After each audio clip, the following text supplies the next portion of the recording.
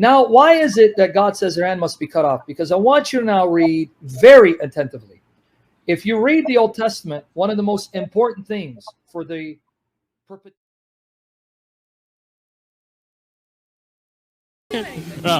Now, the thing is, these laws that we find here are, according to you, laws that God ordained for the people of Israel, right?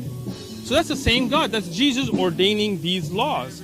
And when you look at a law like this here, if two men fight together and the wife of one draws near to rescue her husband from the hand of the one attacking him, and puts out her hand and seizes him by the genitals, all right? Then you shall cut off her hand, and your eye shall not pity her. Do you understand the context there? Two men get in a fight.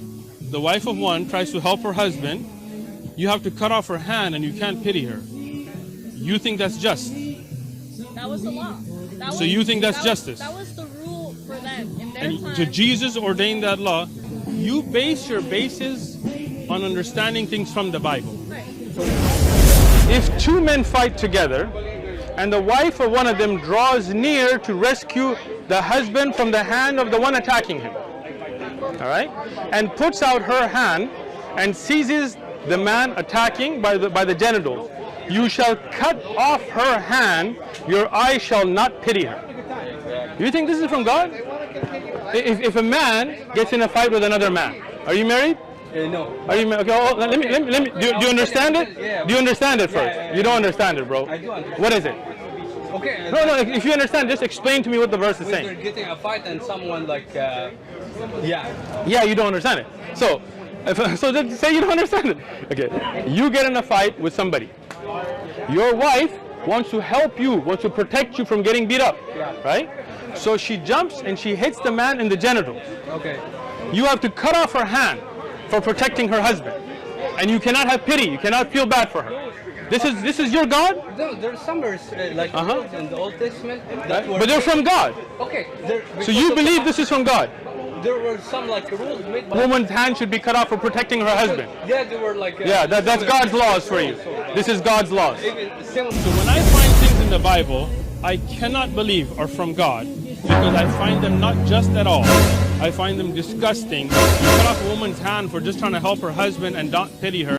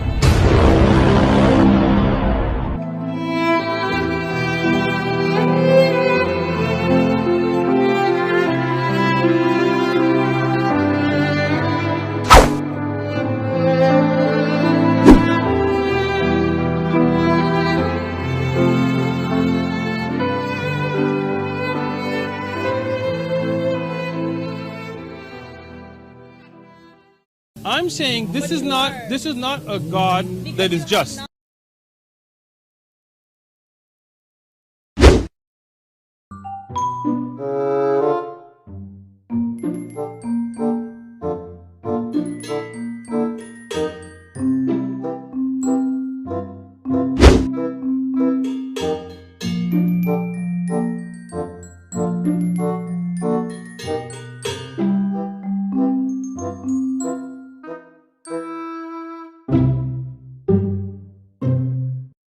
Show me. I don't want to nitpick your religion. I'm not nitpicking. I'm saying this is not a God that is just. Not read the entire I have. Oh, again, you assumed something about me, right? Okay. You don't know me. And your eye shall not pity her. Do you understand the context there? Two men get in a fight.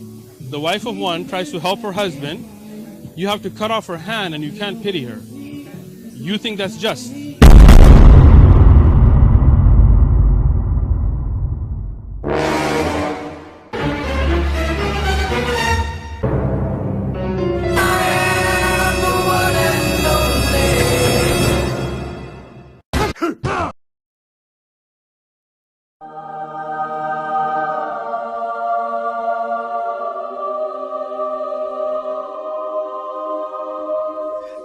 But you're seeing the pattern I was saying earlier. You see how all is pointing to Jesus? Yeah. Okay, now let's talk about the cutting of the hand. Let me go a little deeper to show you. Though on the surface level it sounds horrific like it did to all of us. Let's just go a little deeper and explain it from the perspective of the biblical worldview. In other words, like I can enter the Quran's worldview and not believe in the Quran. And I can tell you from the Quran, this is what it says, even though I don't believe it. Likewise, though you're not a believer, first at least enter the worldview of the Bible and see it from their perspective, why it seems logical to them, even though you may reject it. So let's go to Deuteronomy 25, 11 and 12. Let me show you that passage. Deuteronomy? 25, 11, because this is the passage that her mentor mentioned about cutting off of the hand. Because earlier she was talking about her mentor and Deuteronomy 25, 11, 12. She didn't give the reference, but that's what she's referring to, because this is the only reference to cutting off the hand. Okay. So should I start with 1 or 11, 12? 11 and 12, dude. What's one going to do with it? Sorry, brother. I mean. If two men are fighting and the wife of one of them comes to rescue her husband from his assailant and she reaches attacker and she reaches out and seizes him by his private part, you shall cut off the hand, show her no pity. Now, just reading it sounds cruel, but let me now explain to you from the perspective of biblical worldview. Number one, if you read Exodus all the way to Deuteronomy, we are told, whether it's fantasy or not, irrelevant, at least in the narrative, that God appeared visibly in a pillar of cloud in full view of the Egyptians and the Israelites, and that pillar of cloud appeared as a pillar of fire by night, by which the Israelites could see in the darkness. So God appeared miraculously to Israel and Egypt, and then he brought plagues that they witnessed. So God gave, in the narrative, proof, I'm God, I am real, here I am. And then it even says that God spoke from the mountain audibly, and they heard God's voice audibly. And they were so afraid from the voice, they begged Moses, Moses, please, don't let us see God or hear God anymore. You speak, because we can't handle his voice. And just to prove it to you, go to Exodus 19, brother, and read verses 9 to 25. Because I'm going to explain it in the context of the writer, see why this makes sense. What this woman did was a travesty. I'll show you in a minute. But we got to go through it slowly. Yes, now, brother. Exodus 19, 9 to 25. Verses 9 to 25. Read slowly. Who appears and who sees him and hears him? The Lord said to Moses, I'm going to come to you in the dense cloud so that the people will hear me speaking with you and will always put their trust in you. Then Moses told the Lord what the people had said. And the Lord said to Moses, go to the people and concentrate them today and tomorrow. Have them wash their clothes and be ready by the third day, because on that day the Lord will come down on Mount Sinai in the sight of all the people. Put limits for the people around the mountain and tell them, be careful that you do not approach the mountain or touch the foot of it. Whoever touches the mountain is to be put to death. They are to be stoned or shot with arrow. Not a hand is to be laid on them. No person or animal shall be permitted to live. Only when the ram's horn sound a long blast may they approach the mountain. After Moses has gone down the mountain to the people, he he cons- Consecrated them. He set them consecrated apart. them. Yeah. He consecrated them, and they washed their clothes. Then he said to the people, "Prepare yourself for the third day. Abstain from sexual relations." On the morning of the third day, there was thunder and lightning. Now notice, With, sister, they're seeing this. Now they're seeing something visible. They see thunder, they hear thunder, they see lightning, they hear lightning, and they see a thick cloud that comes on the mountain. So notice what's happening here. Keep going. and a very loud trumpet blast. Everyone in the camp trembled. Then Moses led the people out of the camp to meet with God, and they stood at the foot of the mountain. Mount Sinai was covered with smoke, because the Lord descended on it in fire. The smoke billowed up from it like smoke from furnace, and the whole mountain trembled violently. As the sound of the trumpet grew louder and louder, Moses spoke, and the voice of the God answered him. The Lord descended to the top of the Mount Sinai and called Moses to the top of the mountain. So Moses went up, and the Lord said to him, "Go down and warn the people, so they do not force their way through to see the Lord, and may many of them perish.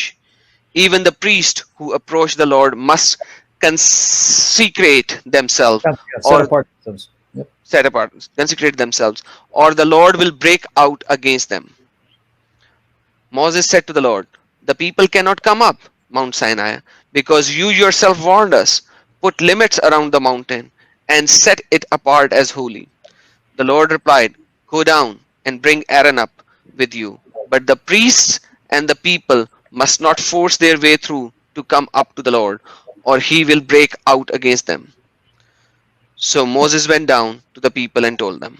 Now, again, to explain what you read, it was long, but we had to go through it so I can make my point. The people see a thick cloud visibly come down on Mount Sinai in front of their eyes. They see and hear thunder, lightning, and they hear a trumpet. And then they hear God's voice audibly.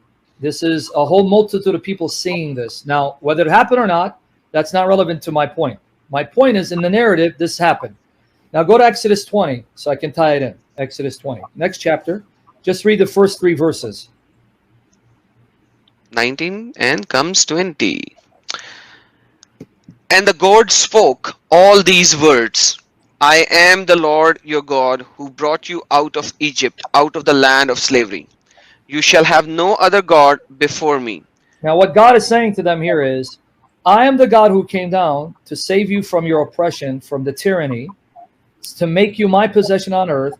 Therefore, because I fought for you and I saved you from this tyrant, this Hitler, you belong to me. Therefore, you have to now only follow me, because no other God did what I did for you. I did my part. I saved you. Now you respond by now honoring me.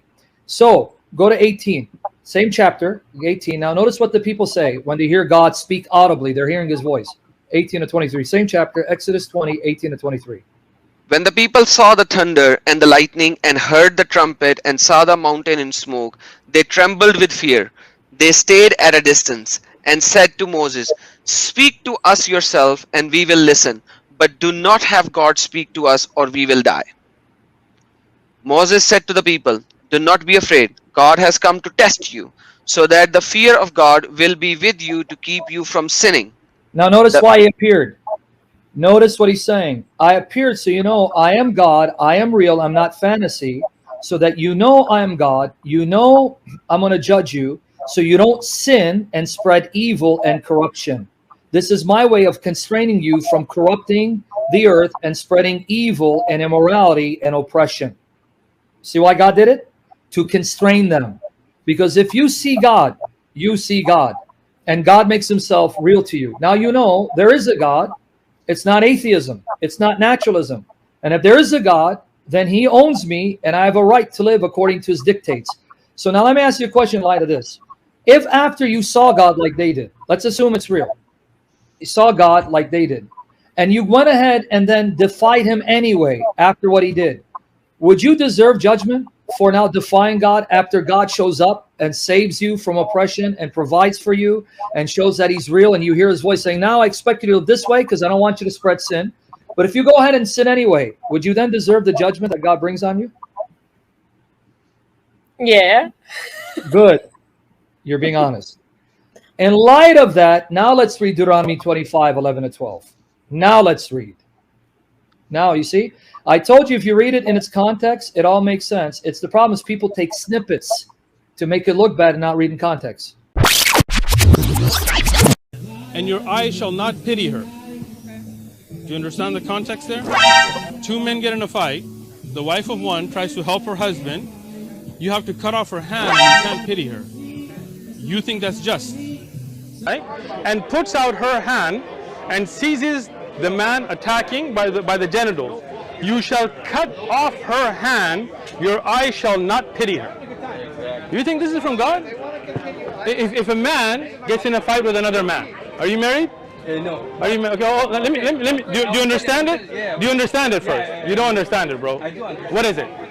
Okay. No, if you understand, just explain to me what the verse is saying. I told you if you read it in its context, it all makes sense. It's the problem is people take snippets to make it look bad and not read in context. So I read the context. Exodus came first. FYI. Yeah. Deuteronomy 25, 11 to 12. Now, God has shown himself to his people. They've heard his voice. They've seen the cloud. He's now proven to them, I am real. Therefore, here's the do's and don'ts. Now, why is it that God says their hand must be cut off? Because I want you to now read very attentively. If you read the Old Testament, one of the most important things for the perpetuity of a man, for his line to continue, was to have seed. Because the way you continue your tribe, your lineage, your clan, is through offspring. It was considered a curse in the Bible that if a person couldn't have a child, he was cursed, because that means his line would end. His name would end. His line would not continue, right? You with me there, sister? Yeah. According to the Bible? Now, understand why God says her hand should be cut off. Because notice it says, she maliciously reached for the private part. See, right there, you should ask yourself, why is God saying that if two men fight and my wife comes and reaches out for the private part? See, you're nodding here. Now you're seeing she was maliciously aiming that area for what reason? Yeah, I get you what you mean now. I know. Yes. She was trying to crush his private parts in order to hinder him from having seed, thereby cutting off his line. You see why it's wicked now? And God said, now do this to teach them a lesson. Because it's not just she hit him in the face. Notice he didn't say if she hits him in the face, cut off his hand. If she hits him in the shin, cut off his hand. It's deliberate. She aimed for the genitalia to damage the genitalia so he cannot have children, to cut off his line, which is worse than murder when you cut off my entire seed. Yeah. So in light of her malicious attack, it's malicious. She directed it there deliberately. In light of them knowing God is real and God shows up, and in light of knowing how important it is to continue your seed, in light of all those, this command doesn't seem as harsh as at first glance, because she deserves what she gets. Yeah, now I can see what you mean when you say it like that. Okay, it also means that one should read it very carefully, the Bible. Yeah. I mean, You understand Jesus? Then all of the Old Testament comes to life. Now you're going, oh, wow. Then it makes sense, because Jesus said, all of it was pointing to me. You have to find me everywhere when you read it. You have to find me in why priests are physically unblemished. You have to find me on why animals are unblemished. You have to find me in the story of circumcision. You have to find me in Abraham willing to offer up his son Isaac, because it's all about me. So find me in all these stories, because it's meant to bring you to me. I've actually not just read the Bible multiple times, I've actually studied it with Christians. So don't assume things about me. I'm not nitpicking. I'm saying this is not a God that is just. Not read the entire. I have. Oh, again, you assumed something about me, right?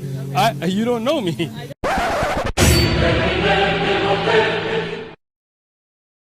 has Sirach, has Barak, has the first Maccabees, has the second Maccabees, has chapter 10 through 16 of Easter, Daniel 3:24 through 90, Daniel 13, the story of Susannaha, and Daniel Susannaha.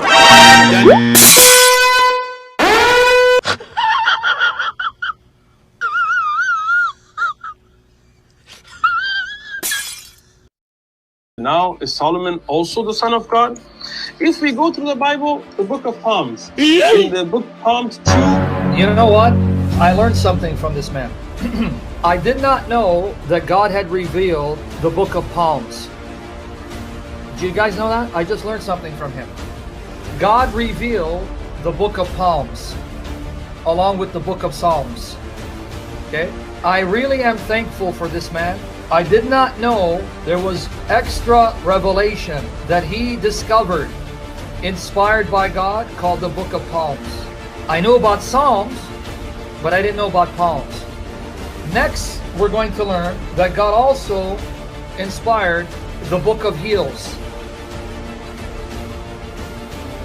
the book of shins, the book of toes, the book of fingers, the book of nostrils. Amazing. What would Christianity do without Uthman Farooq? Yeah, armpits too, yeah. What would Christianity do without Uthman Farooq? Informing us that God revealed the book of Psalms along with Psalms. Keep that in mind. I'm not nitpicking. I'm saying this is not a God that is just. Not read the entire. I have. Oh, again, you assumed something about me, right? You don't know me. Believe it or not, I've actually not just read the Bible multiple times, I've actually studied it with Christians. So don't assume things about me. I used to be amongst Christians. I'm not saying I was a Christian, but I was raised amongst all my friends were Christian. None of them were Muslim. And I used to go to Bible studies twice a week. Were you a Muslim then? No. My family was Muslim, but they were all secularists, right? I had a base belief of being a Muslim, but I didn't pray 5 times a day. I didn't practice. So I was open. So I didn't used to go to a mosque. I used to go to a church. And I studied this Bible cover to cover in a Wednesday youth group, Horizon. You know where Horizon's at? Off of Balboa and Genesee. So don't assume things about me, okay?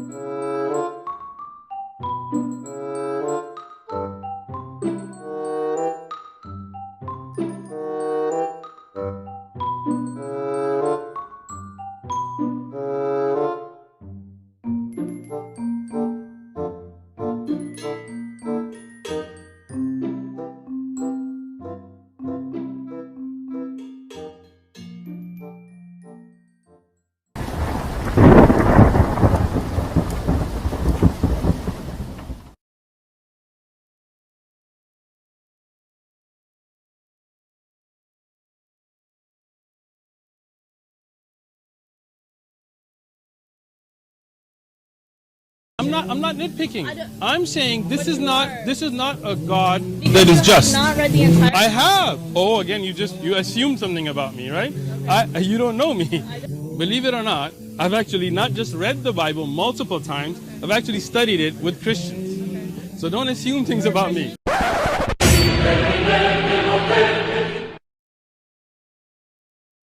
Has Sirach, has Barak, has the first Maccabees, has the second Maccabees, has chapter 10 through 16 of Easter, Daniel 3:24 through 90, Daniel 13, the story of Susannaha, and Daniel Susannaha.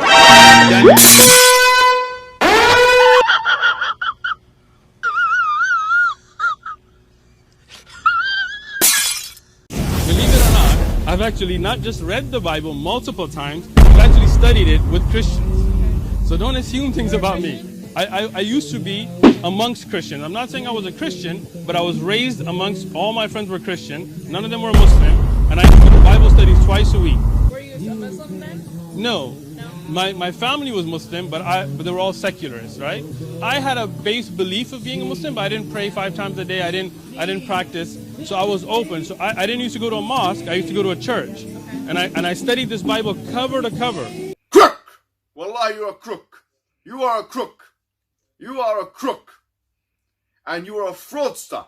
And we will call each and every single one of you out. Wallahi, we will call you out and we will catch you. Because part of our da'wah is not just to find the disbelievers who are a'da. The enemy is disbelievers, but also to find the munafiqun of the ummah, that they're creeping around pretending to be Muslims. You're finished. You're finished. You're finished. You're finished. Wallahi, you're finished. Wallahi, you're finished. Believe it or not, I've actually not just read the Bible multiple times, I've actually studied it with Christians. Don't ever come out, any retraction you do now, switch off your social media. I don't want to see your face. I don't want to hear your voice. Wallahi, wallahi, you're a crook and a fraudster. What the hell is this? A'udhu billah. We have seen the evidence. You cannot escape anymore. You're finished. A'udhu billah. Everyone will unfollow you now. You're out of a job, boy. You're out of a job, boy. You're out of a job, boy.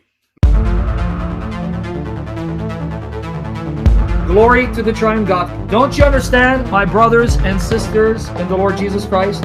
Muhammad has already defended and proven the Bible for you. Since they believe in Muhammad, not you, not me, that means whether they like it or not, they have to accept what Muhammad said. Otherwise, they're not a Muslim. Say that Muhammad is a son of the devil and spit on him, then I won't appeal to Muhammad. You got it now? So if they want to say, okay, I'm not a Muslim, Muhammad is a bastard, son of the devil, then I can answer your questions.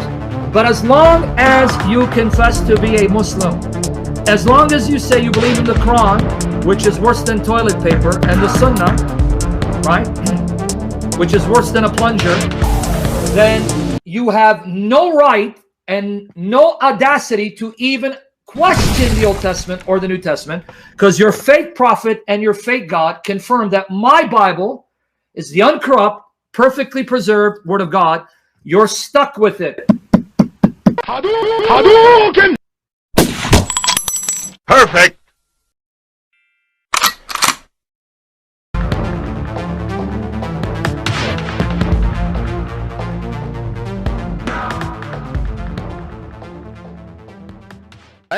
And puts out her hand and seizes the man attacking by the genitals.